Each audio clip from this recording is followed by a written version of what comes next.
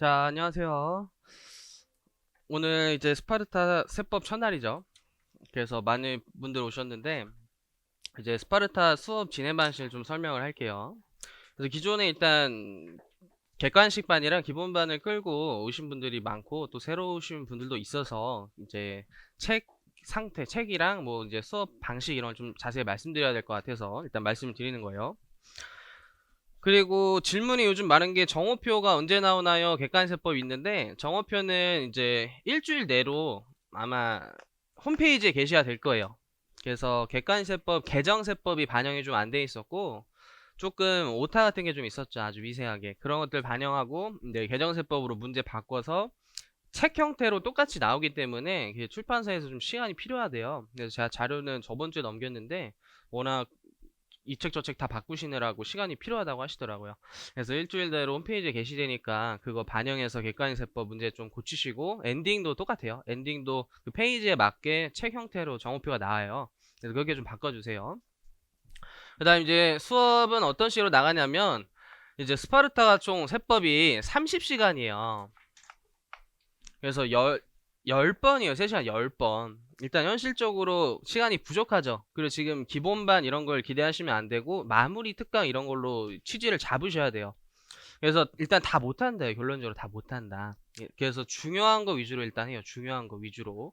그리고 또 기존에 있으신 분들은 세법 엔딩을 좀 활용해서 따라오시면 좋고, 혹시 다른 책을 좀 봐서 새 책을 사는 게 좀 거부감이 있다면 굳이 안 보셔도 될 것 같아요. 지금 시점에 책을 바꾸는 거 오히려 제가 봐도 모험이라고 보고, 기존 책의 수업 진행 방식이 일단 PPT를 좀 많이 활용할 거예요. 그래서 PPT 자료를 매 시간 이렇게 나눠 드릴 테니까 혹시 보던 책에 이제 좀 마음에 드는 표현이나 요약 같은 게 새로 있거나, 또는 제가 이제 요즘 부가세가 집행기준이나 통신이 좀 많이 나와요. 그런 건 좀 반칙인데 시험에 나오니까 일단 보수적으로 대비는 하는 게 좋잖아요. 그래서 그런 것들은 심지어 인터넷에 쳐도 나올 수가 안 나와요. 그래서 반칙이라는 거예요. 근데 그걸 시험에 요즘에 많이 내고 있어요. 부가세는. 그래서 그런 것들을 좀 시험에 나올 만한 것들만 좀 집어넣어 놨어요. 그래서 그런 것들 혹시 책이 없으면 그런 것만 좀 추가하시고, 그 다음에 부가세는 진짜 좋은 게 이제 문제가 이제 나갔잖아요. 그 문제 프린트 받으셨죠? 문제 프린트. 부가세는 공부하기가 더할 나없이 좋은 게 매년 관세사에서 이제 내국 소비세라고 하는 지문에서 40문제가 출제가 되는데 그중 30문제가 부가가치세예요.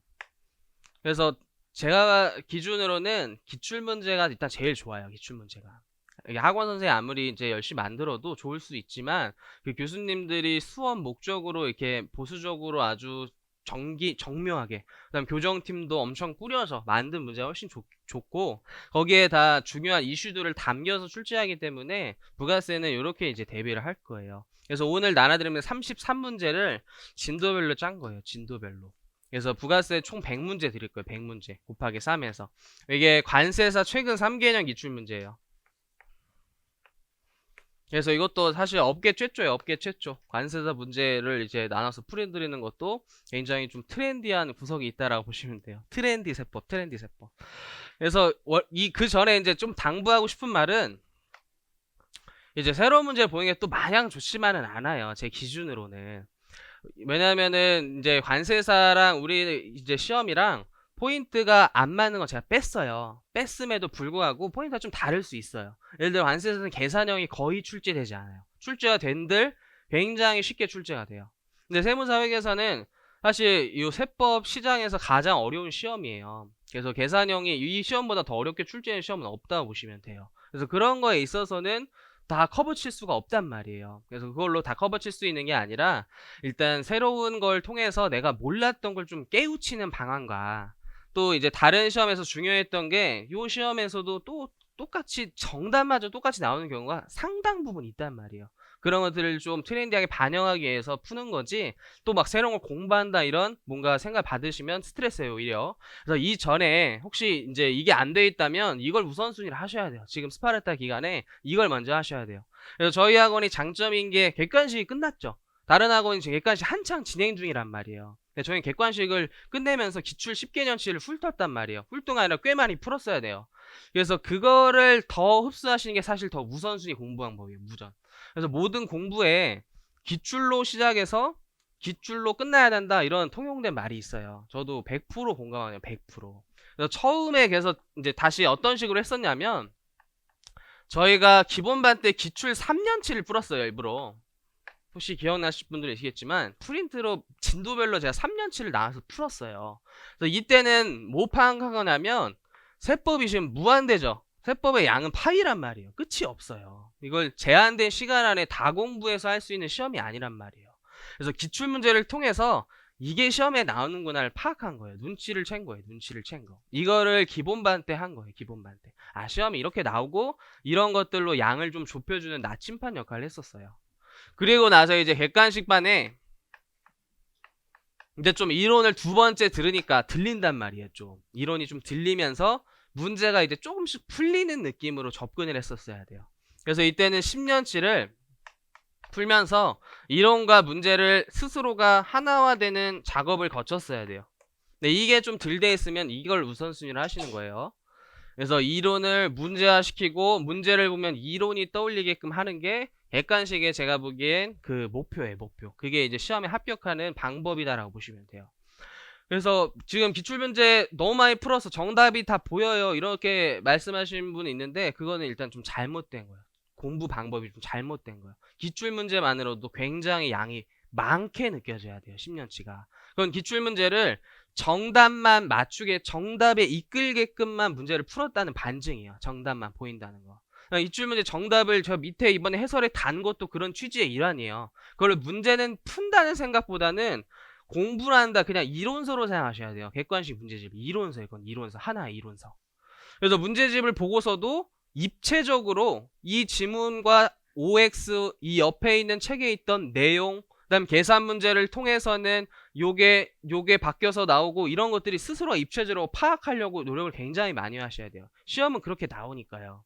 뭔가 하나 비틀어서 조금씩 표현이 달려서 그걸 스스로 기출문제를 통해서 계속 깨우쳐 나가는 게 그냥 객관식 방법인데 사실 그게 쉽지 않아요. 그게 쉽지 않아서 스파르타 때 새로운 문제를 좀 푸는 거예요. 왜냐하면 진짜 문제를 좀 외웠을 수도 있으니까. 그래서 내가 정말 아는지 모르는지 그 메타인지 과정을 겪는 게 스파르타예요. 스파르타. 그래서 그런 이란 차원에서 이 문제를 푸는 거예요. 저도 이 문제를. 이걸 새로운 거를 또 막 공부하려고 하기보다는 기존에 공부했던 거에서 모르는 거 있으면 좀 추가하고 내가 아는 줄 착각했던 거 있었으면 그거 깨우치는 측면에서 하는 거예요. 그래서 혹시 이게 안 됐으면 이거를 꼭 하세요. 이거를. 그 다음 마지막에 이제 끝무렵에도 시험 끝무렵에도 항상 다시 최근 한 3개년 기출문제를 보세요. 네, 이때는 CPA, CTA 다 마찬가지예요. 항상 얘네들은 큰 차이가 없어요. 여기 다 회계사, 세무사는 거의 문제 스타일이나 난이도나 유형이 유사하기 때문에 마지막에도 이걸 정리하셔서 트렌드하게 보시고 이거는 그냥 제 개인적인 생각이지만 작년에 특히 힘있게 나왔던 거는 또 다 나올 확률은 적어요. 정말 이제 중요한 주제 말고는. 그래서 3년치를 보수적으로 볼 수밖에 없어요. 오히려 작년에 나왔던 거가 또 나올 확률은 굉장히 좀 적어요. 그래서 저도 이제 이론을 지금 스파르타 30시간은 굉장히 제한된 시간 안에서 부가세를 3회에 끝내야 돼요. 9시간에 부가세를 전범위 끝내야 되고 소득세도 9시간에 끝내야 되고 법인세도 12시간에 끝내야 돼요. 그럼 다 할 수가 없잖아요. 그래서 작년에 나왔던 건 과감히 저는 안 할 거예요. 근데 여러분들은 보수적으로 하셔야 돼요. 여러분들 보수적으로. 그런 식으로 이론형을 중요한 것만 할 거예요. 중요한 것만. 대신에 관세사 문제를 좀 풀어주면서 부가세는 그 이제 이론에 안 다뤘던 걸 좀 채워넣는 역할을 할 거예요. 그걸로. 그리고 법인세, 소득세는 타시험이 거의 없어요. 그래서 타시험을 좀 끌어와도 공무원이나 경찰 간부 시험이 있어요. 경찰 간부. 그래서 계산형을 좀 다뤄야 되기 때문에 그건 최근에 나왔던 2차 중에서 제일 쉬운 것만 가져와서 풀어줄 거예요. 2차에서 마치 1차와 같은 것만 풀 거예요. 그게 진짜 시험에 나온다고 보시면 돼요. 최근에 나왔던 2차가 1차의 계산으로 나오는 거예요. 그래서 그렇게 수업을 좀 진행할 거예요.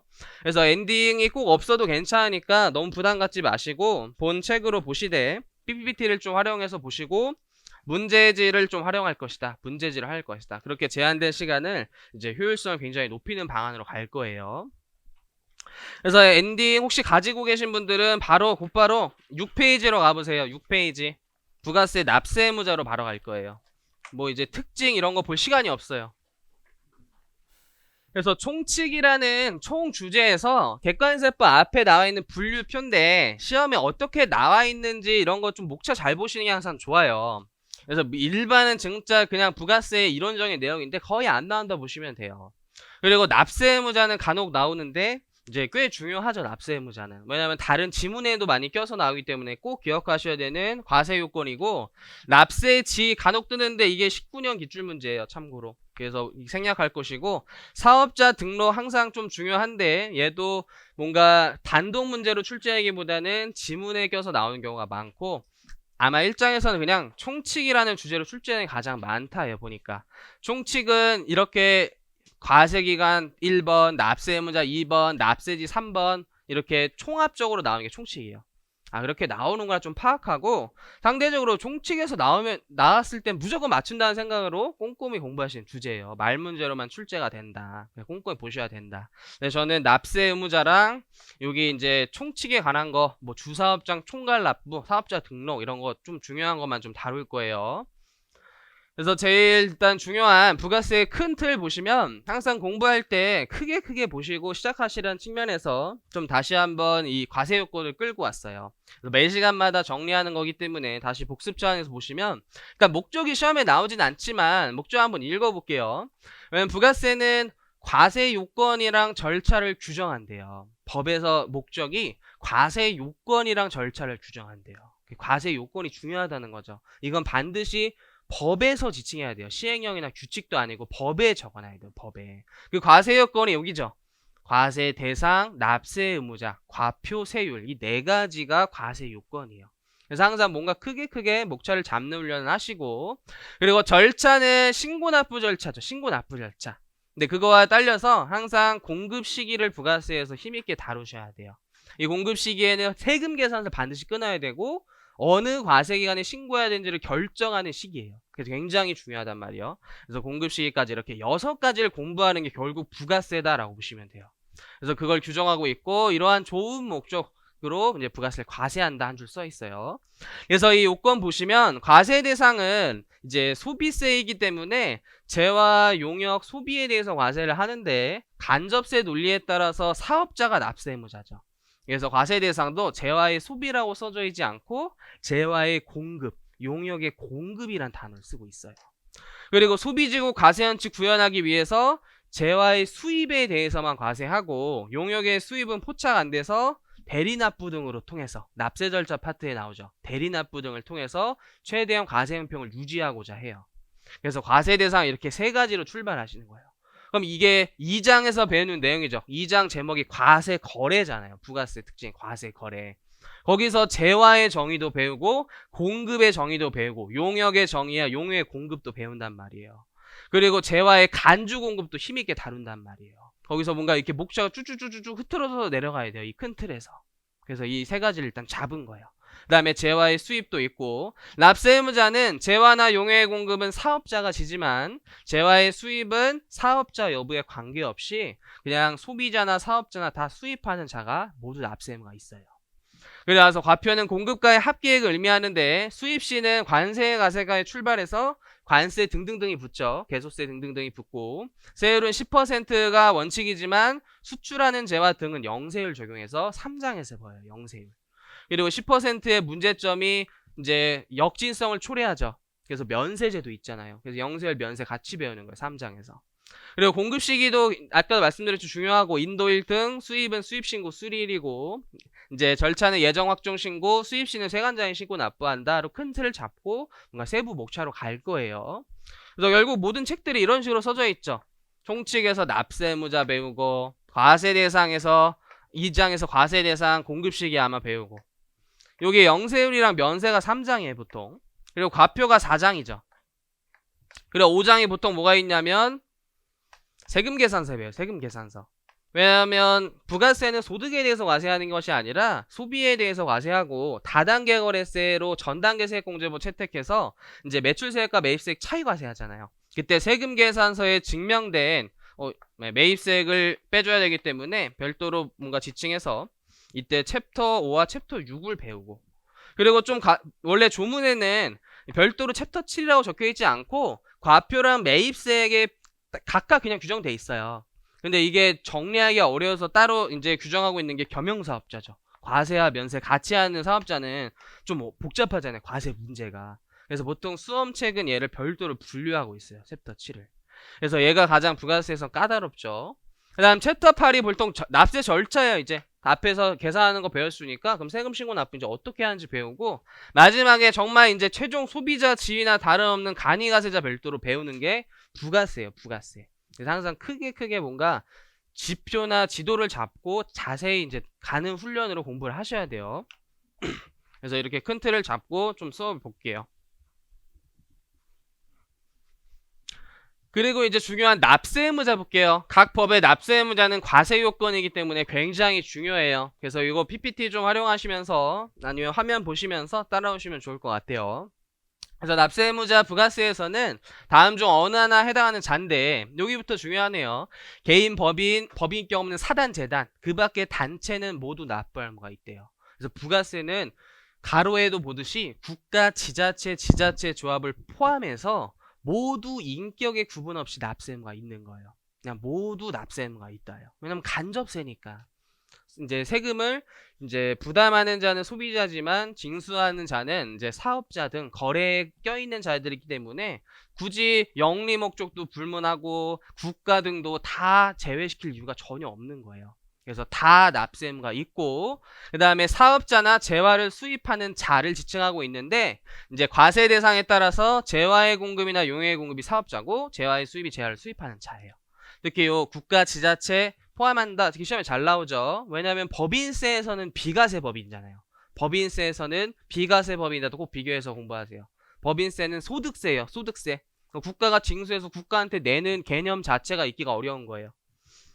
근데 대부분 국가 등이 하고 있는 것들은 면세가 많죠. 그래서 면세가 많지만 과세도 있잖아요. 그래서 일단 기본적으로 납세의무자에 해당한다는 게 굉장히 중요한 포인트예요. 그래서 그걸 먼저 포인트로 잡고, 그럼 여기서 지칭하는 사업자란 무엇이냐를 보시면 영리이든 비영리든 관계없이가 굉장히 중요하네요. 영리이든 비영리든 관계가 없다. 간접세다. 그리고 사업상 독립적으로 재화용을 공급하는 자가 사업자래요. 그래서 이런 사업상 독립적은 아래쪽의 내용을 보시면 좀 유추할 수 있는데, 부가세를 창출할 수 있을 정도의 형태를 갖추고 계속 반복적이라는 단어가 중요해요. 계속 반복적으로 이제 재화용을 공급하는 자가 사업자예요. 그래서 여러분들 이제 쓰던 물건을 한번 팔 수 있잖아요. 과세가 안 되는 거예요. 왜냐면 사업자가 아니니까. 그래서 계속 반복적으로 활동하는 자들이 사업자고, 그러한 사업자는 영리이든 비영리이든 관계가 없으니까 꼭 기억하셔야 돼요. 그래서 기본적인 납세 의무자 규정이었는데, 집행 기준에서는 조금 더 납세 의무자의 해당 여부를 이런 식으로 표현을 하고 있어요. 그래서 아마 책에서는 못 봤던 표현들일 건데 시험에는 나왔던 문구들이에요. 첫 번째, 사업자가 과세되는 재화를 공급하거나 과세되는 재화는 용역을 공급하는 경우에는 사업자 등록 여부와는 상관이 없대요. 사업자 등록은 오늘 배우겠지만 사업자라면 모두가 해야 되죠. 그럼 등록을 안 했다 그러면 사업자가 아니냐? 그게 아니라는 거예요. 사업자는 계속 반복적으로 재화용을 공급하는 자예요. 영리 비영리 관계없이. 그래서 사업자 등록 여부는 일단 관계가 없고, 공급 시 부가세를 거래 징수했는지 여부도 관계가 없대요. 그리고 재화의 공급, 용의 공급에 대해서 신고 납부할 의무가 있대요. 그런 거 없이. 사업자는 등록 여부와도 그다음에 거래 징수와도 관계가 없구나. 사업자의 정의만 충족하면 납세 의무자구나를 기억하셔야 돼요. 납세 의무자구나. 이제 집행 기준에 나와 있는 문구인데 이런 것들이 요즘에 시험에 좀 자주 나온다 해요. 하필 부가세가. 부가세가 조문이 굉장히 양이 적어요. 그리고 일원형이 좀 꽤 많이 출제가 되죠. 그래서 이제 낼 게 없었나 봐요. 좀 심심했나 봐요. 그래서 통칙 집행규정에서 굉장히 많이 내요. 그래서 저도 하는 거 굉장히 반칙이라고 하지만 그래도 보수적으로 대비하자는 측면이에요. 그 다음에 재화를 수입하는 자는 사업자 해당 여부 또는 지가 어떻게 쓸지 목적에 등에 관계없이죠. 이것도 관계없이. 얘도 시험에 자주 나오는 문구죠. 그리고 부가세를 납부하는 거 있대요. 그래서 사업자인 경우에 한해서 재화를 수입하는 자는 납부 의무가 있다. 이렇게 오답으로 굉장히 많이 나오죠. 그래서 얘는 뭔가 간접세와는 조금 다른 개념이에요. 이 경우에만 어떻게 보면 직접세가 되는 거죠. 납세 의무자와 세부담자가 같잖아요. 이때는. 재화의 수입에 한해서는 직접세처럼 생각을 하세요. 그래서 소비행위가 이뤄지는 자가 곧바로 납세 의무도 있고 세 부담도 지는구나. 그리고 나서도 이제 집행규칙 하나 더 넘어가 보면 납세 의무자 범위에 조금 더 이제 특이한 문구들이 좀 있어요. 첫 번째 1번을 보시면 사업자가 아닌 개인이나 면세 사업자가 우발적 일시적으로 제왕을 공급하는 경우에는 납세 의무자에 해당되지 아니한다. 사실 이런 걸 처음 보더라도 뭔가 맞출 수가 있어야 돼요. 사실은 대부분은 8, 90%는. 왜냐하면 집행규칙 뭐가 새로운 걸 사실 규정한 거는 많이 없고 이제 법에 있는 것들을 좀 더 명확하거나 사례 같은 것들 많이 집어놨어요. 그래서 공무원들이 이제 일하시다가 헷갈리는 것들 정리가 잘 돼 있는 어떤 내용인데 앞에서 사업자의 계속 반복적 요건을 알면 이게 이제 옳은 지문이다라는 걸 파악할 수 있게 공부하는 게 사실 바람직한 공부 방법이에요. 새로운 공부한다는 것보다. 근데 눈에 익어서 이런 게 나왔을 때도 이게 좀 더 익숙하게 풀자라는 느낌이에요. 그래서 사업자가 아닌 자나 면세 사업자는 납세 의무자가 아니구나 보시고, 그 다음에 이번에 청산 중에 있는 내국법인이 계속 등기 여부에 관계없이 사실상 사업을 계속하는 경우, 굳이 한 단어를 뽑자면 사실상 사업을 계속하는 경우가 중요한 것 같아요. 사업자 정의에 충족하고 있죠. 그래서 납세 의무자에 해당한대요. 앞에 그런 법 문구에서 다 출발하고 있는 거기 때문에 그런 정의들을 굉장히 힘있게 보셔야 돼요. 이런 것들은 하나의 사례에 불과하다. 그 다음에 3번도 농민이 자기 농지 확장 또는 농지 개량 작업 회생이 토사석 이런 거 뭔지 몰라야 돼요. 궁금 지명할 때 네이버 찾아보세요. 중요한 거 일시적으로 판매하는 경우 있죠. 일시적, 계속 반복적과 반대되는 개념이잖아요. 그래서 일시적으로 판매하는 경우엔 납세 의무가 없대요. 그래서 이런 걸 외운다는 생각을 갖지 마시고 그냥 이런 거 지문도 있구나로 보시는 거예요. 그 다음 4번 더 지엽적이에요. 새마을금고가 사업상 독립적, 다 사업자 정의 충족하고 있죠. 그래서 부가세가 과세대안자를 공급하는 경우에 납세 의무도 있대요. 그래서 새마을금고 영리 비영리 관계없이 사업자 정의 충족하면 납세 의무 있대요. 그 다음에 5번 더 지엽적이에요. 공공주택의 입주자 대표회의가 단지 내 주차장 등 부대시설을 운영관리하면서 입주자로부터 실비 상당의 이용을 받았대요. 이거는 청소해준 대가로 좀 줄 수도 있잖아요. 돈을 좀 줘야 되잖아요. 주차장 좀 청소하고 물로 좀 씻고 그런 거 실비 이용으로 받은 경우에는 납세 의무가 없대요. 그러나 외부 인으로부터 이용료를 받은 경우에는 그때는 납세 의무가 있대요. 그럼 본래 뭔가 용역의 공급이죠. 용역의 공급. 그래서 얘는 좀 나왔을 때 충분히 당황시킬 수 있을 거라고 봐요. 근데 이런 것들이 주가 되면 안 되는 거예요, 사실은. 근데 지금은 스파르타 마지막 반이고 부가세에서 최근 너무 이제 통치 집행을 많이 내다 보니까 보수적인 측면에서 보자라는 걸로 보는 거예요. 이런 것들이 주가 되면 안 돼요, 사실. 앞에 그 법이 주가 돼야 돼요, 법이. 그리고 나서 가장 핫한 주제죠. 부가세 앞쪽 파트에서 가장 중요한 주제 신탁이에요. 얘는 최근 기출문제에서 계속 출제가 되고 있고 타시험에서 계속 출제가 되고 있고 실무에서도 계속 이슈가 되는 주제예요. 심지어 올해 개정세법도 있어요. 꼭 기억하셔야 돼요. 그래서 신탁의 주인공은 항상 위탁자와 수탁자 둘로 생각을 하셔야 되는데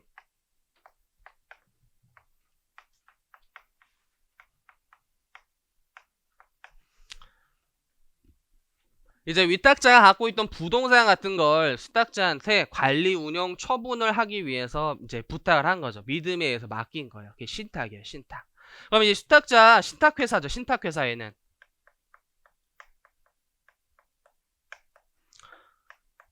그럼 부동산 등을 팔았을 때 부가세 재화의 공급에 해당된다면 그때는 과연 누가 납세 의무를 지느냐. 그 납세 의무자. 신탁거래에서 납세 의무자가 중요한 거예요. 그때 판례에서는 그거를 수탁자라 그랬어요. 최근 대법원 판례에서는 수탁자가 납세 의무가 있다라고 결론을 지었었어요. 법에는 없었었어요. 이 당시에는.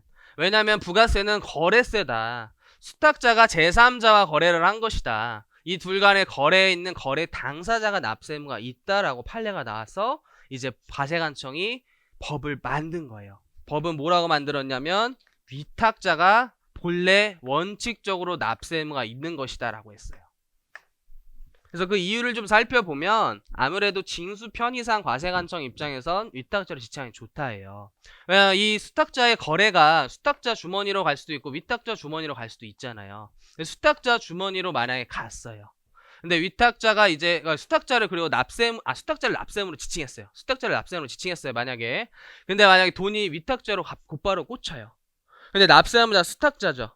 근데 수탁자가 돈이 없대요. 신탁회사 돈 탈탈들 없대요. 그러면 이제 징수하기가 굉장히 어려운 거예요. 납세무자 수탁자니까.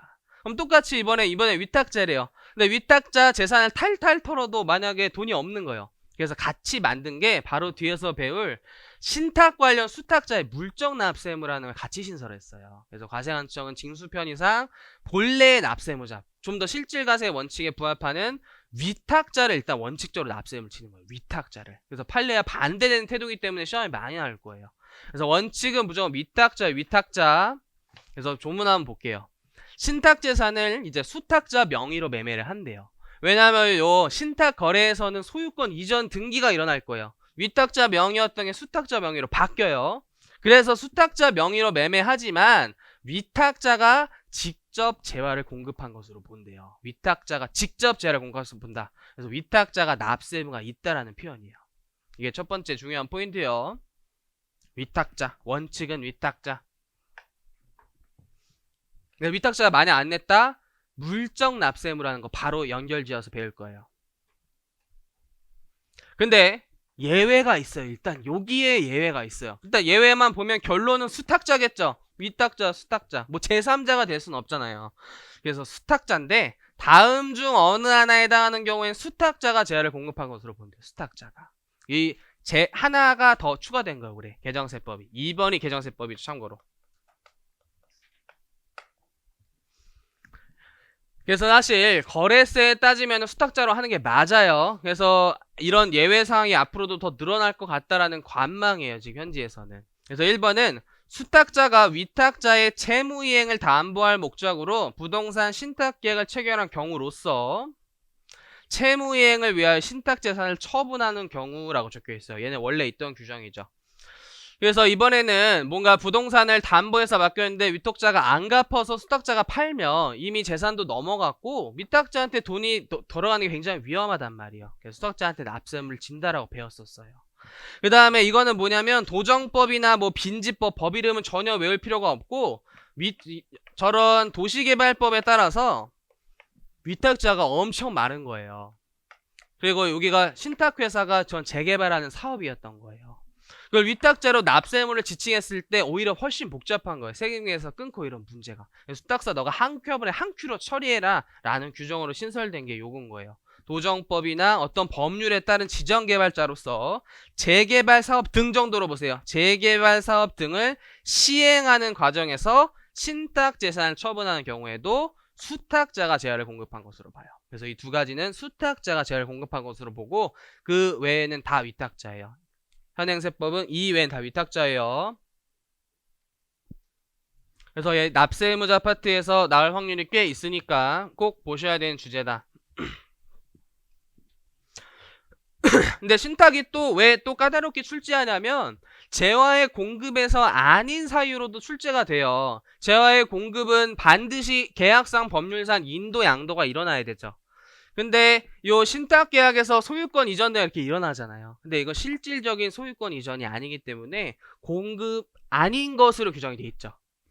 그리고 종료돼서 넘어갈 때도 공급 아닌 것으로 규정되어 있고 수탁자 마음에 안 들어서 바뀔 때도 이것도 형식적 소유권 이전 불가하죠. 공급 아닌 거로 규정되어 있어요. 그 세 지문도 같이 연결시켜서 보셔야 돼요. 신탁 관련 그 공부를 꼭 하셔야 돼요. 그리고 나서 위탁자가 안 낼 수도 있으니까 같이 만든 게 바로 납세의무자 밑에 규정에 있어요. 신탁 관련 수탁자의 물적 납세의무. 물적 납세의무. 수탁자도 중요하고 물적 납세의무도 중요하고.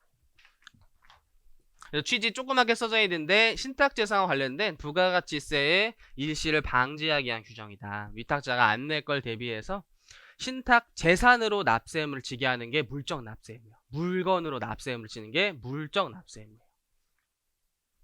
그래서 좀 조문이 길어서 좀 문제에 나오긴 좀 어렵지만 그래도 좀 보시면 이제 어떠한 부가세인데 신탁과 관련된 부가세 등 정도로 보세요. 이거는 신탁과 관련된 부가세 등. 이런 긴 지문을 외울 수는 없죠. 객관식에서 굳이 이렇게 지문이 나오는데 달달 외우실 필요는 없죠. 포인트를 기억하시는 게 중요한 거예요. 그 중요한 지문들.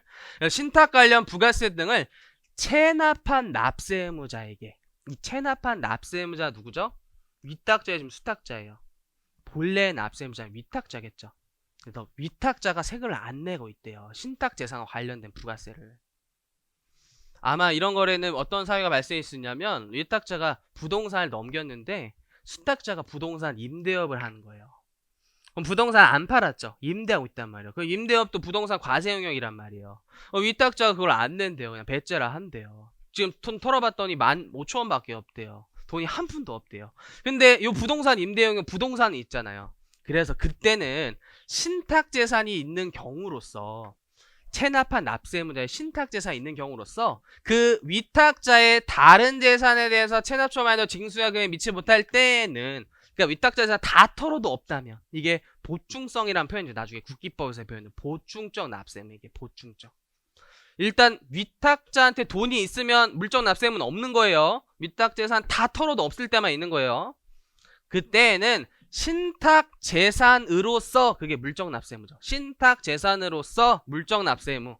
누구한테 있냐면 수탁자는 부가세법에 따라 납세의무자의 부가세를 납부할 의무가 있대요. 즉 위탁자의 부가세를 납부할 의무가 수탁자한테, 수탁자 돈으로 내라는 게 아니라 신탁 재산으로 내라라는 게 있어요.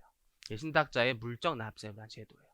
그래서 1, 2호는 신탁 재산과 관련된 부가세 정도로 생각하세요. 부가세 등. 네, 중요한 게 당연히 신탁 설정 전에 발생한 것까지 한 건 과도한 뭔가 납세 의무를 지우는 거죠. 그래서 신탁 설정 후에 발생한 부가세 등 정도로 생각하시는 거예요. 신탁 설정 후 발생한 부가세 등. 그래서 이런 법정기일이라는 표현 나중에 국기법에서 좀 배우세요.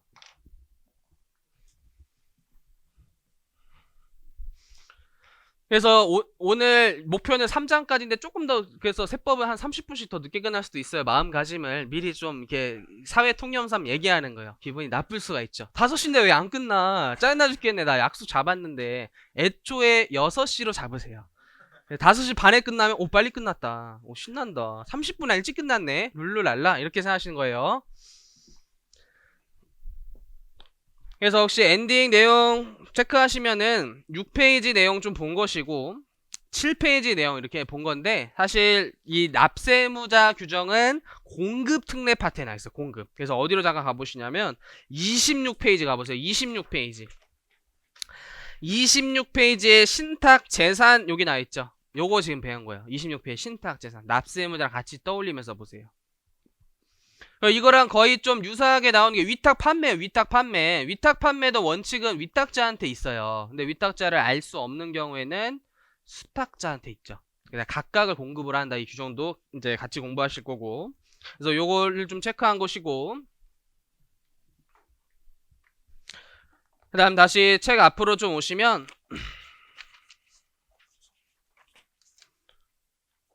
과세기간은 쉬우니까 그냥 스킵할게요. 납세지 과감히 스킵할게요. 근데 혼자 하실 땐 다 보시는 거예요. 시간 관계상 못 보고. 15페이지에 주사업장 총괄 납부를 좀 할게요. 주사업장 총괄 납부. 얘는 좀 중요한 게 작년에 개정세법 일어났죠. 작년에 개정세법 되고 아직 출제되진 않았어요. 그래서 이제 좀 중요하게 다루는 거예요. 그래서 부가세는 원래는 각 사업장별로 납세의무를 져요. 이렇게 사업장이 여러 개면 다 원칙적으로는 각 사업장별 납세의무를 지죠. 그래서 이 사업장별로 업종별로 사업장이 무엇인지 지칭하는 게 이제 방금 건넜던 그 사업장 규정이고, 지금은 이 사업장별로 납세의무를 지는 게 원칙이지만 이제 불편한 점이 생기는 게 있죠. 이제 갑일환자가 잘 살펴보니까 이제 A라는 사업장에서는 납부세액만 발생하고 B라는 사업장에서는 환급세액만 이렇게 발생했을 때 부가세 처리상 모순이 있어요. 왜냐하면 신고 납부는 확정신고나 예정신고께 해야 되지만 요런 환급은 확정신고 이후 며칠 내 받을 수 있죠? 부가세 환급이 30일 내 받을 수 있어요. 조기 환급은 15일 내 받을 수 있어요. 그럼 내가 이거를 냈다가 한 달 뒤에 돌려받는 꼴이 된단 말이에요. 이런 모순, 이런 작은 부담 압박이라고 그러죠. 이런 걸 흔히. 그래서 작은 부담 압박을 해소하고자, 그래, 둘 이상의 사업장이 있다면 한 군데에서 편하게 이렇게 내. 그게 주사업장 총괄 납부죠. 그래서 주사업장 총괄 납부 제목에서도 보듯이 납부만 총괄해서 하는 거예요. 납부만. 모든 부가세 처리는 원칙대로 각 사업장별로 하지만 납부만큼은 총괄해서 하자라는 제도가 주사업장 총괄 납부예요. 그래서 취지 보시면 둘 이상인 사업자의 작은 부담 해소예요. 작은 부담 해소. 이런 취지로 세법을 항상 접근하셔야 돼요. 작은 부담 해소. 이게 뒤에 연결돼. 이런 취지가 또. 작은 부담 해소다. 작은 부담 해소를 그냥 달달 외우는 게 아니라 부가세 그 신고 납부 절차를 아셔야 되는 거죠. 지금은 그래도 좀 들리잖아요. 가물가물하지만 30이라는 게 가물가물하지만 그래도 좀 생각이 난단 말이에요. 그래서 신고 납부는 확정 신고해야 되지만 환급은 그 뒤 30일 내는 게 작은 부담 해소인 거예요. 그거를 방지하는 제도다. 그게 총괄 납부예요. 그리고 세무 행정상으로도 편리하겠죠. 공무원 입장에서도 다시 받았다가 돌려주느니 한 번에 들어오는 게 낫잖아요. 그렇게 써져 있고, 그 이제 내용을 볼게요. 웬만하면 지금부터는 왜 조문 그대로 출제했어요. 조문 그대로를 그냥 가져왔어요. 수업 내용보다는. 왜냐면 시험에는 조문이 출제가 되니까. 그래서 사업장이 일단 둘 이상인 사업자한테 이런 과세 문제가 생기겠죠. 그 다음에 최근에 개정된 게 요 괄호 문구죠. 사업장이 하나이나 잘 됐어요. 그래서 뭔가 지점을 연 거죠. 추가로 사업장을 개설하려는 사업자를 포함해서. 그 사가 어떠한 시행령에 정하는 바에 따라 주된 사업 관할 세무서장에게 총괄 납부를 신청한 경우에는 주된 사업장에서 총괄하여 납부할 수 있대요. 이거 승인 불필요하다라는 표현이 숨겨져 있는 거죠. 신청만으로도 적용이 가능한 거예요. 신청하면 적용받을 수 있대요. 신청하면. 그래서 신청만으로도 적용이 가능하고 승인이 불필요한 그 납세자한테 편의를 주는 규정이고, 두 번째로 총괄하여 납부하여야 한다 아니죠. 둘 이상인 사업자는 무조건 총괄 납부해야 된다 이거 아닌 거예요. 스스로 선택하는 거, 스스로 선택하는 거. 오히려 각 사업장별 하는 사람이 더 편리할 수 있어요. 그래서 본인한테 그냥 맡기는 제도지 반드시 둘 이상인 사업자는 총괄 납부를 납부하여야 한다라고 하면 틀리는 거예요. 이제 그렇게 좀 꼼꼼히 보시고, 그 다음에 사업장이 여러 개 있을 때 일부 사업장들만 총괄 납부하는 것도 불가능해요. 한꺼번에 하거나 각 사업장별로 하거나 해요. 일부 선택 적용 불가능해요.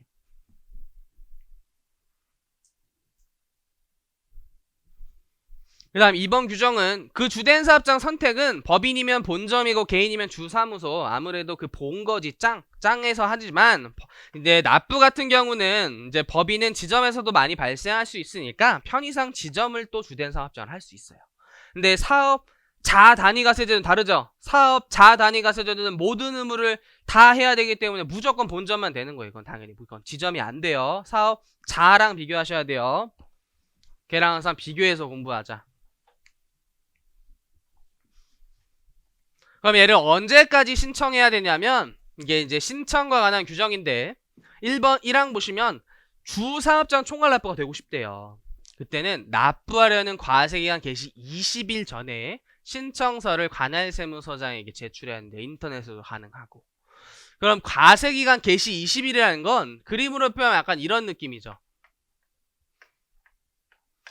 내가 2020년 2기부터는 총괄 납부를 공부했어요. 그래서 이게 편하다는 거를 깨우친 거예요. 그래서 이전까지는 각 사업장별로 하다가 총괄 납부를 하고 싶은 거예요. 그럼 2기 과세기간인 7월 1일 전, 20일 전 요렇게 신고하라는 거죠. 지금 이게 과세기간 개시 20일 전이라는 게. 그래서 2기 개시 전 신고를 하면 2기부터 적용이 가능한 거예요. 2기부터.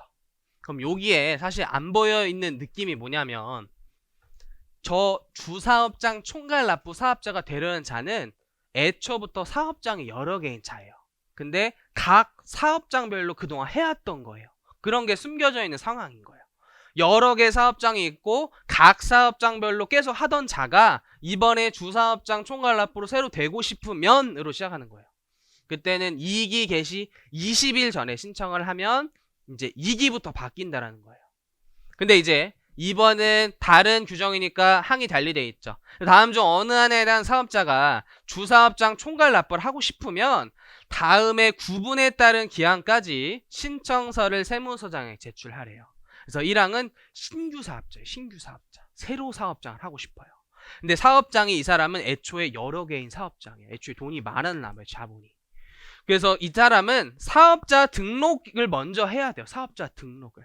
근데 그 사업자 등록을 할 때 선택할 수 있어요. 사업장 단위로 할지 사업자 단위로 할지 선택을 할 수 있어요. 애초에 사업자 등록할 때. 근데 장 단위로 했다는 거죠. 사업장 단위로 하고 나는 총괄 납부만 총괄을 할래 라고 하고 싶으면 등록증 받은 날부터 20일 내 신청하면 된대요. 등록증 받은 날부터 20일. 근데 이 항이 개정된 거죠. 작년 개정사항이에요. 그래서 사업장에 하나이나 추가로 사업장을 개설하려는 얘가 조문에 없었던 거예요. 그래서 가세 문제가 뭐가 생기는 거죠? 애초에 1항밖에 없었었죠. 1항밖에. 근데 사업장이 하나였다가 잘 돼가지고 이제 지점 열린 거예요. 하나 강남에서 잘 돼서 분당에 연 거예요. 그래서 이제 총괄 납부를 하려고 신청을 한 거예요. 그럼 이제 과세 공무원이 조문대로 해결해야 되니까 1항을 보고 이제 이렇게 된 거죠. 그림을 그려보면 1기, 2기 이 사람이 여기서 추가 사업장이 개설된 거예요. 그리고 이제 세무서를 찾아갔어요. 저 총괄납부 신청하고 싶어요. 됩니다. 신청 처리됐습니다. 근데 2기부터 하시면 됩니다. 이렇게 됐던 거예요. 2기부터. 왜냐면 이제 규정까지 보시면 개시 20일 전까지 신청해야 된다 그랬으니까 1기에 곧바로 적용이 안 됐던 거예요. 1기는 누구만 됐었냐면 신규 사업자만 됐던 거예요. 신규 사업자 등록증 받고. 근데 이 자는 1기부터 난 총괄납부 하고 싶다. 이번에 환급 받을 거 생기니까 30일 자금 부담 생기기 싫어서 1기에 당장 하고 싶다라고 주장했던 거죠. 그래서 안 된다라고 했던 거예요. 근데 따지고 보니까 이게 안 될 이유가 전혀 없는 거예요. 그냥 구멍이었던 거예요. 미스였던 거예요. 그래서 바로 개정이 된 거예요. 바로 개정이 됐어요. 그래서 이때는 추가 사업장 개시일부터 20일 내에 이렇게 신청을 하면 곧바로 적용이 1기부터 가능해요. 곧바로 1기부터. 그래서 납세자 편의 재고 규정이에요. 그래서 이때 보시면 추가 사업장 개설한 자는 추가 사업장의 사업 개시일부터 20일 내에 이제 신청을 하면 된다고 괄호에 대신에 사업 개시일이 속하는 과세 기간 이내로 한정을 한대요. 그래도 이게 이렇게 넘어가면 안 된대요. 이렇게 넘어가면 안 된대요. 그래도 요 과세 기간 내 중에서 20일 내에 가능하다는 거예요. 근데 요 노란색 표시가 특히 중요할 것 같아요. 왜냐면 요 2에 따라 1이 아니라 2에 따라 저 2에 따라 주사업장 총괄 납부를 신청한 자는 언제부터 받을 수 있냐면 신청일이 속하는 과세 기간부터 곧바로 적용한다요. 이렇게 스토리나 취지를 하면 이게 안 까먹겠죠. 요 신청일이 속한 날부터 무조건 곧바로 총괄 납부가 적용이 가능하다. 신청일에 속한 다음 과세 기간에 적용되는 걸 방지하고자 생긴 규정이니까 굳이 오답으로 한다면 이게 다음으로 나오겠죠. 다음 과세기간부터 적용한다라면 이제 틀린 무가 되는 거예요. 왜냐면 기존 사업자는 쭉 각 사업장별로 하다가 이제 이게부터 각 사업 이제 총괄 납부 해야겠다라고 새로 하는 거니까 다음 과세기간부터 적용해야 된단 말이에요. 근데 요 추가 사업장 개설자는 해당 과세기간부터 가능하도록 바뀐 거예요. 그래서 주사업장 총괄 납부 좀 더 추가적인 내용 보시면 효력 볼게요. 총괄 납부 여부에 관계없이 다음의 사항들은 부가세 원칙대로 무조건 각 사업장 단위로 하셔야 돼요. 첫 번째가 사업자 등록 무조건 각 사업장별로 하니까 ABC의 사업자 등록번호가 다 다른 거예요. 그 다음에 세금계산서 발급수직도 무조건 이 등록번호가 다르면은 다 각기 다른 세금계산서인 거예요. 각각 끊고 각각 신고해야 돼요. 신고도 각각 해야 돼요. 신고도. 납부만 총괄하는 거예요. 납부만. 신고도 각각 한다. 그 다음에 장부 작성마다 마찬가지고 세금 이제 세무조사 나오는 결정 및 경정도 다 각각 하는 거예요. 오로지 납부만 총괄하는 거예요. 납부 또는 환급이죠. 납부 또는 환급만 총괄하는 거예요. 그래서 이 효력 잘 기억하시고 요 효력도 좀 중요하죠. 이 총괄 납부를 신청한 사업자가 그 총괄 납부 적용 기간 중에 판매 목적 타 사업장 반출이 생겼대요. 이거 간주 공급에서 배우는 거잖아요. 얘 원래 간주 공급에 해당한다가 원칙이죠. 근데 주사업장 총괄 납부나 사업자 단위과세 제도는 재화의 공급으로 보지 않는데요. 간주 공급으로 보지 않겠대요. 그래서 이 판매 목적 타 사업장 반출 자체가 자금 부담 압박 때문에 그걸 해소하는 제도란 말이에요. 그 자동차 판매점으로 예시 많이 드렸죠. 자동차 만든 현대자동차 공장이 있어요. 여긴 자동차만 만들어요. 뚝딱뚝딱. 그럼 판매된 게 없으니까 매입수액만 발생한단 말이에요. 여기는 판매된 게 없으니까. 왜냐면 자동차 판매 어디 하죠? 이제 직매장에서 하죠. 직매장. 여기서 시승도 좀 해야 되고 거기서 이제 뭔가 가격 측정도 다시 한 다음에 판매하는 거잖아요. 직매장에선 판매만 일어난단 말이에요. 여기서는 매입만 발생. 자동차 부품 같은 거 다 매입세액 공제 받을 거 아니에요. 여기선 매입만 발생하고 여기선 공급만 발생해요. 그럼 여기가 이제 반출하는 행위잖아요, 이게. 근데 이게 공급이 아니죠. 왜냐면 공급의 정의를 충족하지 않아요. 인도 양도가 아니라 이동에 불과하기 때문에 공급이 아니란 말이에요. 그래서 이게 공급이 아니니까 얘는 매입세액만 발생하고 얘는 매출세액만 발생해요. 아까와 같은 자금 부담이 발생해서 이걸 공급으로 보면 이제 그게 해소가 되는 거죠. 자연스럽게. 이미 해소가 되는데 또 무슨 총괄납부로 해소가 되는데 판매 목적으로 또 무슨 적용하느냐라는 거예요. 그래서 재화의 공고를 보지 않음이죠. 않음. 근데 몰랐다라는 사람이 있을 수 있죠. 총괄납부 신청을 한 경우에도 모르고 세금계산 끊었대요. 공급이다 하고 이제 강조하니까 애초에 인수인계를 할 때. 그래서 세금계산서를 끊어버렸다면 이거 정말 막 악의적으로 잘못한 게 아니잖아요. 판매 목적으로 실수로 못 끄는 거기 때문에 그때 신고 납부한 경우엔 공급으로 그냥 봐주는 제도예요. 안 그러면 가산세 내야 되고 격리지원 물어야 돼요. 거기서 무릎 꿇고 물어서 제발 저 잘려요 이렇게 빌어야 돼요. 그래서 신고한 경우에는 공급으로 보고 이거 사업자 단위과세제도에는 없는 문구죠. 왜냐면 걔는 있을 수가 없는 상황인 거예요. 사업자 등록번호가 하나니까 세금계산서 각기 다른 게 아니에요. 다. 그래서 이제 그런 상황 자체가 발생하지 않고 사업자 단위과세제도 조문에는 얘밖에 없는 거예요. 얘밖에. 위에까지만. 사업자 단위과세 적용받는 과세기간에도 판매 목적 타사업장 반출하는 경우에는 재화의 공고로 보지 않음. 그것도 동의어로 보실 줄 아셔야 돼요. 이제. 그래서 주사업장 총괄납부를 작년 개정 때문에 좀 중요하게 봤다예요. 그리고 사업자 등록도 좀 빠르게 볼게요. 이제 출생을 하면 주민등록번호라는 걸 부여하죠. 출생신고를 해서. 그래서 과세관청 어디서 태어났고 남자 여자인지 이런 거 다 확인하고 싶잖아요. 그럼 사업자 하면은 사업자들이 세금 내야 될 게 엄청 많잖아요. 과세관청 관리해야 돼요. 납세의무자 파악해야 되겠죠. 과세자를 확보해야 돼요. 그래서 사업자 등록 의무를 부여하고 있어요. 그래서 사업자는 이제 사업장마다 언제까지 해야 되냐면 개시일부터 20일 내 관할 세무서장에 사업자 등록 신청을 해야 돼요.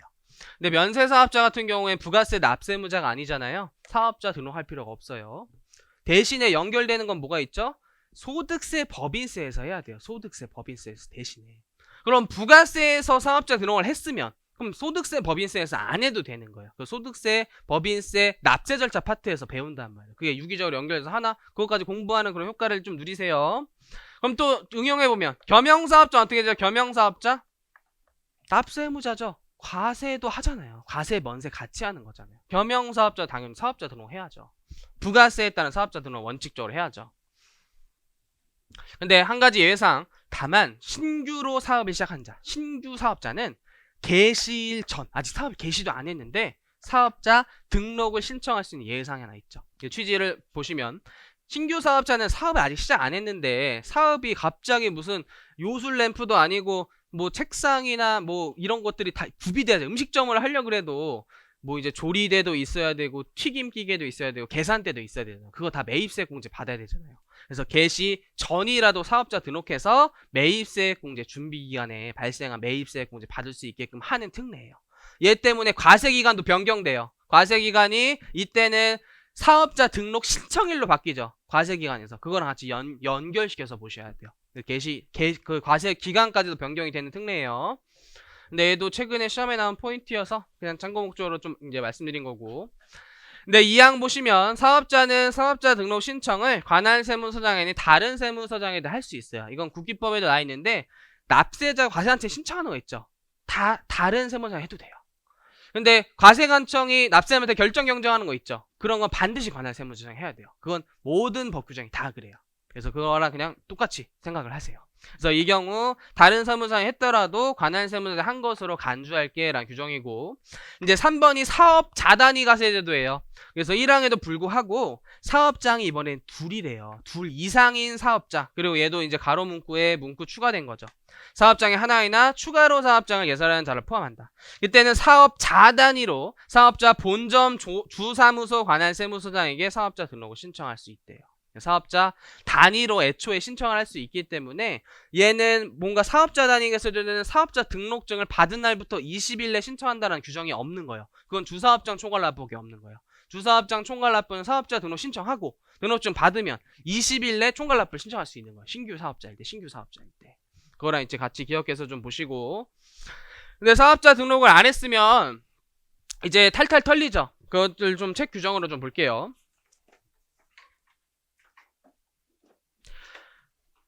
그리고 그 하나의 사업장이나 추가로 개설하려는 자도 사업자 단위에 똑같이 있어요.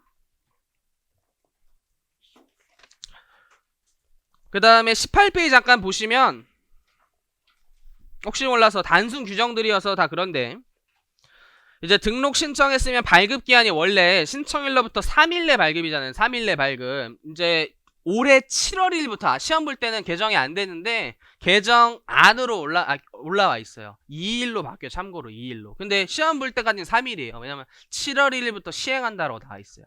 근데 바뀔 예정이니까 혹시 몰랐어 보세요. 그래서 3일 내 발급. 좀 더 빨리 처리할 수 있게끔 2일로 바뀌어요. 근데 시험 볼 때까지는 3일이에요. 5월달이 시험이니까 7월 1일부터 시행이에요. 근데 좀 현황이 필요하다면 5일 연장이 가능하죠. 그래서 최대 8일 이내 발급을 해야 된다고 기억하시라 그랬죠. 보정은 10일 내 가능하고, 그 다음에 사업 개시하지 아닌 것으로 인정되면 등록 거부도 가능해요. 왜냐면 매입세액공제 환급받는 걸로 이제 뭔가 세금을 이제 회피할 수 있는 사유가 발생하죠.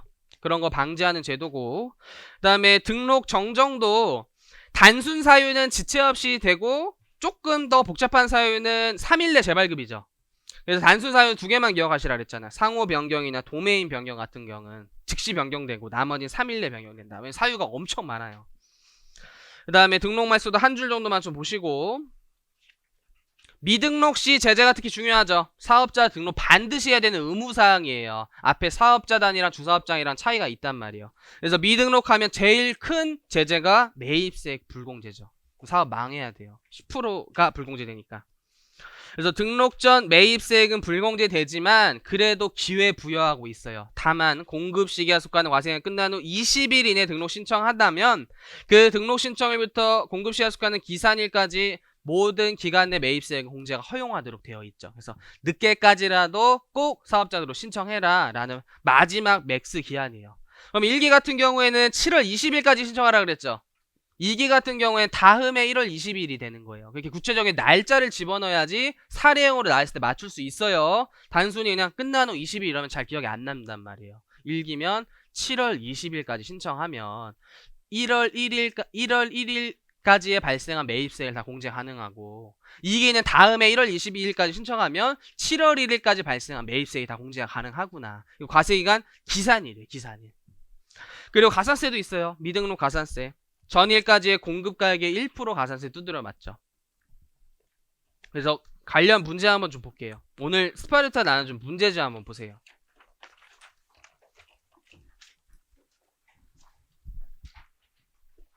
문제를 통해서 공부하는 느낌을 말씀드릴게요. 기출을 입체적으로 보셔야 돼요.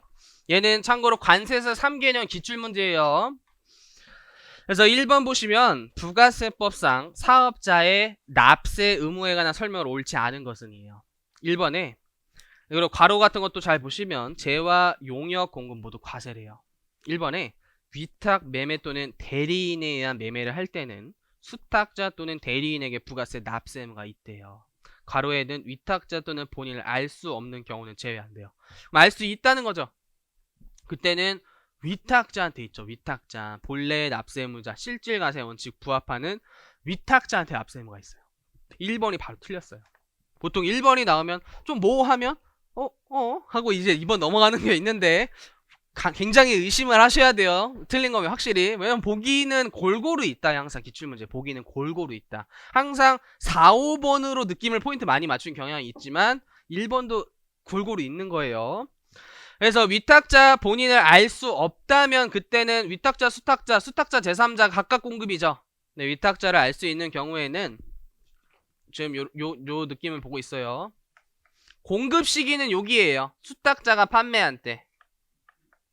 근데 납세의무자는 지금 위탁자예요. 위탁자. 요런 상황이죠. 그래서 이때 세금에서 끊는 건 좀 복잡하잖아요. 그쵸? 수탁자가 위탁자 명의로 끊지만 수탁자가 이제 공급했음을 보여주기 위해서 등록번호를 덧붙여야 된다. 이렇게 문구 배우잖아요. 그 세금 계산서 다시 한번 다룰 거예요. 그 다음에 2번에 부가세법상 납세의무자인 법인에는 국가 등이 포함된다. 어우, 너무 좋은 질문이죠. 3번에 사업자란 영리이든 비영리이든 관계없이가 되게 중요하죠. 사업상 독립적으로 재화용 공급하는 자. 너무 정확히 나와 있어요. 4번에 과세사업자는 일반 간이로 구분이 되죠. 간이는 참고적으로 직전 연도에 공급 대가가 4, 8 미달하는 개인 사업자 말하죠. 법인도 안 되고. 그리고 간이가세자 외의 사업자를 다 일반 가세자라고 하고 간이가세 배제 업종들도 여러 가지가 있기 때문에 그것도 정리하셔야 돼요. 5번에 법인격이 없는 사단, 재단, 단체도 납부할 의무가 있다. 아주 정확히 나와있죠. 인격에 관계없이 모두 납세 의무가 있어요. 2번 볼게요. 과세 기간에 관한 설명을 옳지 않은 것은 1번 방금 배운 거예요. 사업 개시일 전에 사업자 등록을 신청한 경우 신청한 날부터 신청일이 속하는 과세기간 종료일까지가 과세기간이 되는 거예요. 지금 사업자 등록에서 그 특례를 배웠죠. 신규 사업자의 준비기간의 매입세액을 지원해주기 위해서 개시 전에 등록 신청이 가능하다고 배웠잖아요. 그러면서 과세기간이 바뀐다라고 배웠잖아요. 그 지문이에요. 그 지문. 나머지 복습할 때 한번 보시고 5번을 볼게요. 간이가세를 포기했대요. 간이가세 그 좋은 거 포기할 수도 있죠. 왜냐면 불리한 상황일 때 포기하는 거예요. 간이가세의 가장 치명적인 단점이 될 수 있는 게 세금 계산서 발급이 금지돼 있어요.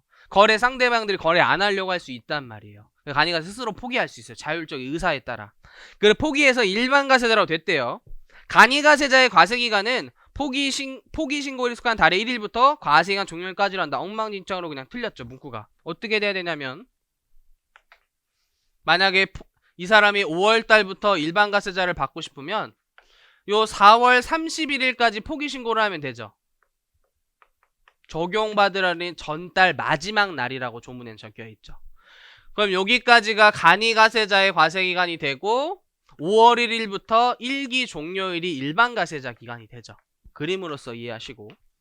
그래서 실제 이제 해설도 나눠드렸으니까 복습하실 때는 이제 당황하지 마시고 해설 참고하면서 보세요. 지금 해설 보지 마시고 오히려. 그래서 포기 신고일이 속한 개시일부터 포기 신고일이 속한 달의 말일 이 정도는 표현이 돼야 되겠네요. 그때까지가 간이가세기간 종료일이요. 간이가세자 과세기간이에요. 그 다음에 3번 납세지 볼게요. 옳지 않은 것은 이에요. 사업장의 정의 꼭 기억하셔야겠죠. 전부 일부라는 고정된 장소다. 2번에 재화를 수입하는 자의 납세지는 세관 소재지예요. 세관 소재지. 2번이 틀렸어요. 근데 3번도 시험에 많이 나오죠. 건설업이나 운수업이나 부동산 매매업은 이제 요 업무를 총괄하는 장소나 법인이면 법인 등기부상 소재지가 납세지가 돼서 한 군데에서 신고 납부를 하더라는 편의상 이제 사업장을 두고 있는 제도예요. 근데 이걸 항상 오답으로 잘 나오는 게 부동산 임대업이죠. 임대업은 관리를 좀 더 타이트하게 해낸단 말이에요. 각 부동산 소재지란 말이에요. 각 부동산 소재지. 근데 그것도 예외가 되게 많죠. 부동산의 권리만을 대여하면 다시 업무 총괄 장소로 된다든지. 그 다음에 무인 판매기의 사업장은 업무를 총괄하는 장소인데 추가적으로 사업장 등록도 불가능하다. 아주 섞여서 좀 조문 응용해서 아주 잘 나온 표현이에요. 5번이 직매장이네요. 사업자가 자기의 사업과 관련해서 생산 취득한 재를 직접 판매하기 위해 특별히 판매시설 갖춘 장소 직매장은 사업장으로 보고 하치장은 참고로 사업장을 안 보죠. 걔는 보관 관리만 하는 장소잖아요. 거래가 일어나지 않는단 말이에요.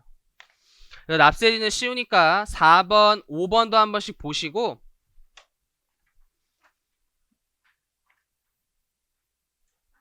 6번 한번 볼게요. 6번. 사업자 등록이네요. 사업자 등록에 관한 설명으로 옳지 않은 것은 이에요. 1번의 소득세법, 법인세법에 따라 등록한 자로서 면세사업을 경영하는 자가 추가로 과세사업을 경영하려면 이제 겸용사업자가 되는 것 같아요. 그때는 등록사항 변경에 대한 규정을 준용해서 정정신고서하면 돼요.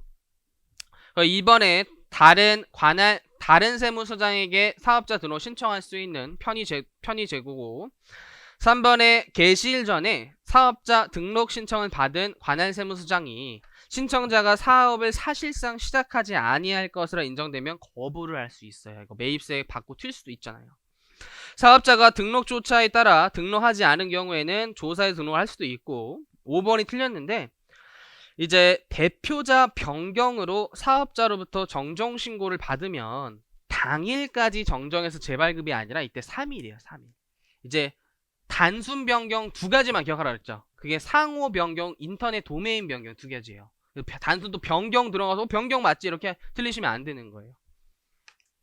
그 다음 또 한 장 넘어가 보시면 사업자 등록도 어렵지 않으니까 숙제로 좀 드리고 9번 볼게요. 9번 주사업장 총괄납부. 주사업장 총괄납부에 대한 설명으로 옳지 않은 것은요.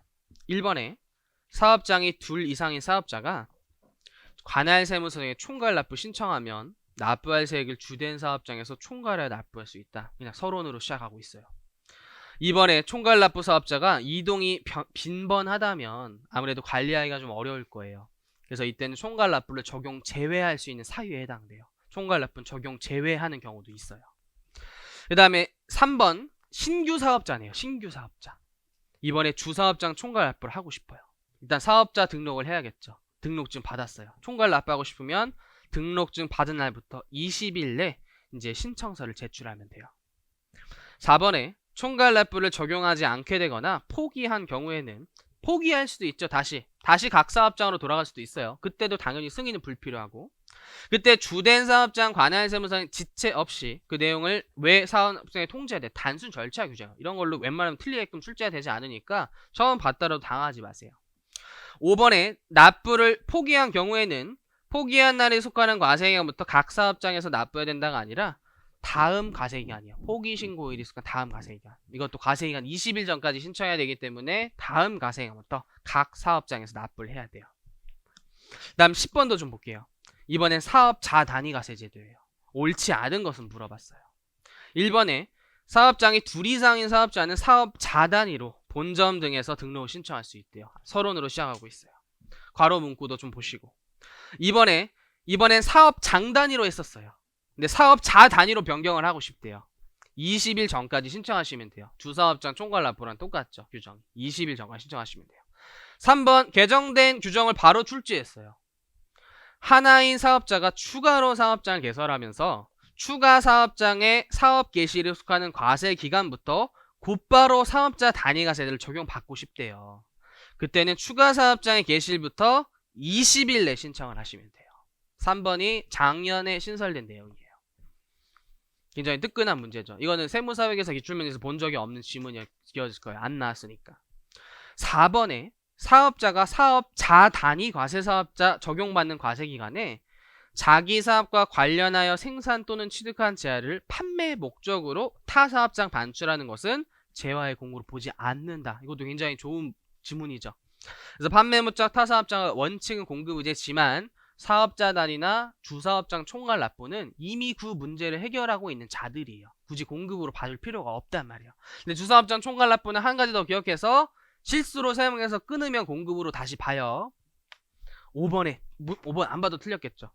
사업자 단위 과세를 포기한 경우에는 포기한 날에 속하는 과세기간의 다음 과세기간부터 각 사업장별로 신고 납부하며 주사업장 총괄 납부 신청할 수도 있어요. 사업자 단위 포기하고 주사업장이 될 수도 있는 거예요. 난 납부만 총괄해서 하겠다. 그래서 굳이 약간 그림화 시켜서 좀 기억해보면 지금 사업장이 있고 원칙이잖아요. 이거 무조건 사업장. 그 다음에 첫 번째 특례가 주사업장 총괄 납부였고, 그 다음에 사업자 단위 과세 제도 요렇게 특례가 있다면 포기했을 때 이렇게 되는 거예요. 주사업장 포기하면 각 사업장을 하는 게 원칙으로 가는 거고, 사업자 단위 가세점 포기하면은 요 둘 중 선택이 되는 거예요. 이렇게 포기했을 때.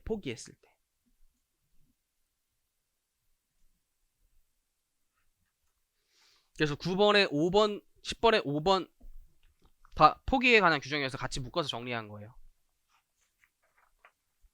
그 다음 잠시 쉬었다가 이제 2장으로 갈게요.